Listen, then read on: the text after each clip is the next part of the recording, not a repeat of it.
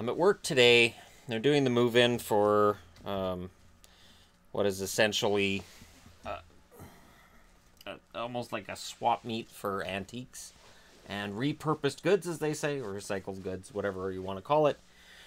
So I'm looking at all this fun stuff, some stuff that maybe could be used for Christmas presents, because the wife and I like, the homemade touch more than the mass-produced. And then I notice I'm getting talked to on Twitter, and it's all about the same thing. So I don't need the board for this. I don't need a marker for this. I don't understand this. So the NHL last week says Austin Matthews' goal doesn't count because Zach Hyman hit goalie with his stick. Goalie's not able to reset Ronta. Ronta's not able to reset. I looked at the plan and went, you know what? Okay. All right. Fine.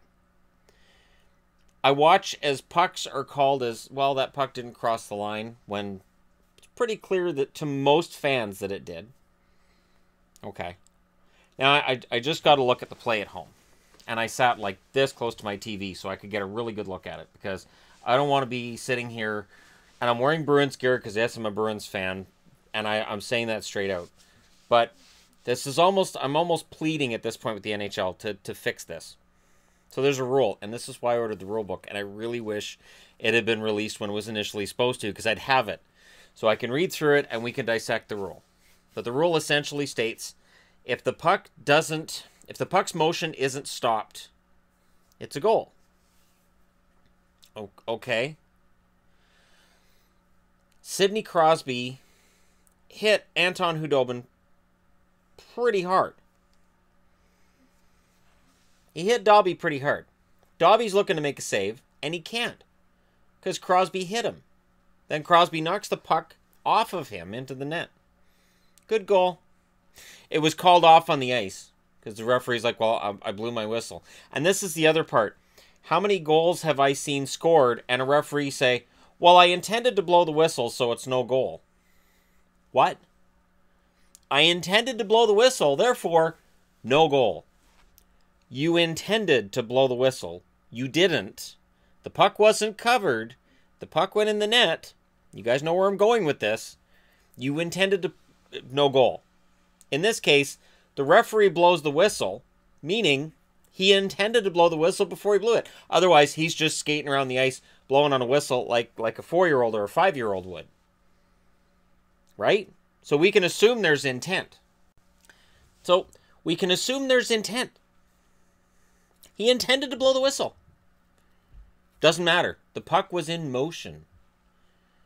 Well, kinda, yeah. After it landed on Dobby.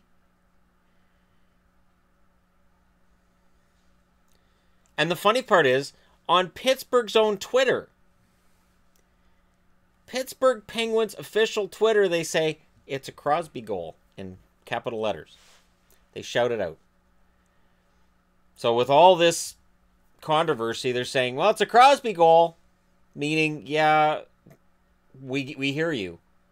That probably should have been called back. Now, Boston wins the game 4-3, right? So, no harm. Except the NHL has... it doesn't make sense. I intended to blow the whistle. Okay, so you intended to blow the whistle. Is the puck dead? Well, no, the puck never stopped moving. Oh, no, my friends. How many times have we seen I intended to blow the whistle when the puck hadn't stopped moving because the goalie hadn't covered it? The referee lost sight of the puck. Did it stop moving? No, but he intended to blow the whistle. Okay. In this case, he blew the whistle, but it's okay because the puck was on the way in the net before he blew it. Really? Puck was on the way in the net before he blew it before, but he intended to blow the whistle. So he had no intention of blowing the whistle. That's why this one counts. Forget the goalie interference for a second, which to me is kind of weird. Because if I'm going to defend Zach Hyman, who was pushed into the goalie, stopping Antti Raanta from being able to make a save, and I say, you know what? Fine, call that no goal. Then this clearly is no goal. Because doing this in a goalie's direction, not goalie interference. And again, And people say, well, because it's Crosby. And I want to say, you know what? The NHL doesn't play favorites. And then I see this. And I can't defend it. I can't defend this. When people say they play favorites and then I see this, I have to say, you know what? Fine. I don't buy conspiracies in the NHL. I don't. This is simply, and again, and I talked about this, what, 2 weeks ago? Not even 2 weeks ago? The NHL needs a clear guideline to what is and isn't a goal. We need to know what a goal is. What's offsides? I don't know. What's goalie interference? I thought I had an idea, but then Crosby happens. Apparently it doesn't matter if it's Crosby. And I know I'm blowing it out of proportion. But it's maddening. And no, it wouldn't matter to me if Patrice Bergeron did that to Matt Murray and a goal was in the net. I'm still sitting here saying the exact same thing. It doesn't matter.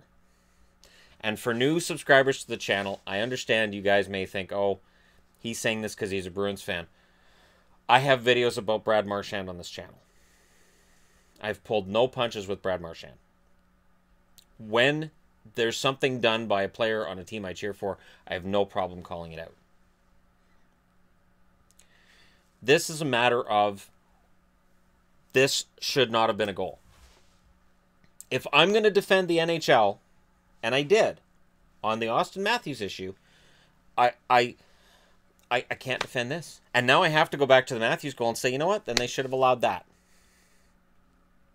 They should have allowed that. The puck didn't stop moving. It was still in motion. Who cares about goal interference? The puck was still in motion. You whack the crap out of the goalie. Just shove him right out of the net. The puck didn't stop moving. It is so stupid. And it's when... And I think about this. I think, how many times do fans watching other sports have to have a rule put up on the screen and point by point explain to them who've watched the game their entire lives?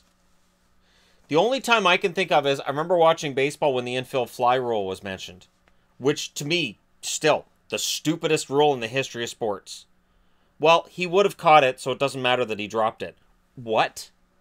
Are you serious? That's the only time watching baseball in my entire life that I've looked at a rule and gone, that's stupid. Football, They make minor changes in NFL football, and I can usually understand why they're making them. They're normally rules to encourage offense. So I can understand it. And there's some mild gray areas, but for the most part, it's pretty cut and dried. Are his feet down or his feet not down? Are the inbounds or the out of bounds? Would he have landed inbounds if he didn't get pushed? These are really obvious rules in football. Hockey, that goal. The rule that the puck, if it's in motion and it goes over the line, it doesn't matter if the whistle goes. That's news to me. That's why I needed the rule book. I intended to go over every rule. Go through that whole book and see what I can find. And when I get it, when it finally ships to me, I will go through it with you guys and we will have so much fun with the rule book. Because I almost guarantee that I'll be able to find various rules that either aren't enforced or we can debate what they mean. So let me know in the comment section below what you think. And again, if you're a Penguins fan, and I know I've got Penguin fans on my channel, I understand the NHL's reasoning. I understand the NHL saying, here's the rule. It's not being called consistently if that's the rule. And if that's how they're going to call it, and if Khudobin's in fair play because the puck was in his vicinity, he hadn't caught it yet. He's up like this, and he gets whacked by Crosby out of the way. If that's fine, then stop calling goalie interference. Just stop. Goalie interference doesn't matter. Stop calling it. It's open season on goaltenders if you're going to allow that. Because in various circumstances, if that puck is in a different spot, the goal doesn't count. Here's the explanation I'll use. Crosby's in front of the net.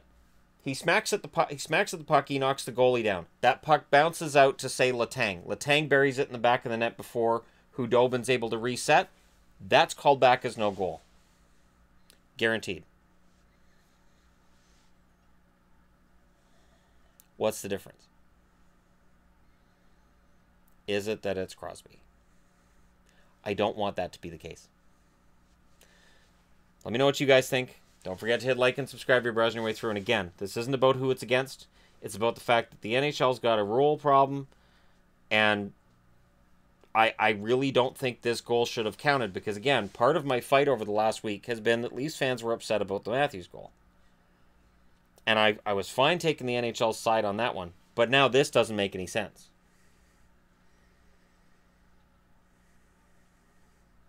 And it didn't make any sense that they didn't call the goalie interference on Anderson in that same Leafs game. Didn't make any sense to me either. I was fine with A, calling off the goal, and B, calling goalie interference on somebody running over Anderson. Fine with me. But they're not. None of this is consistent. So as fans of the league for decades, we have to have a rule put up on the screen that we didn't even know existed. Most of us didn't even know it existed. And the only defense I've heard is, that's Crosby goal. Well, it's Crosby's goal. Yeah. Yeah, it's Crosby's goal. So, yeah. I hate conspiracy theories. I don't buy them. I don't listen to them.